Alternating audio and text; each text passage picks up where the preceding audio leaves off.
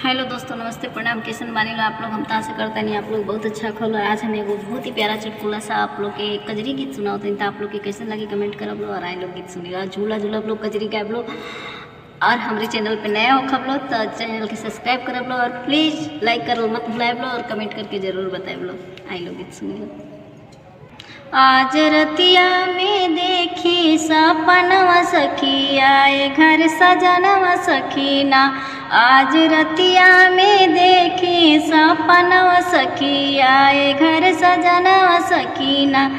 आए घर सजनवा सखी, आए घर सजनवा। आज रतिया में देखी सपनवा सखी, आए घर सजनवा सखीना।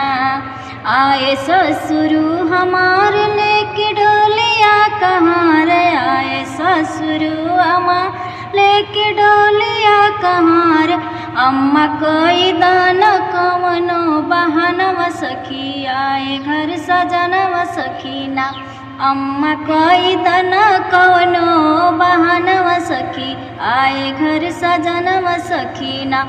आज रतिया में देखी सपनवा सखी, आए घर सजनवा सखीना।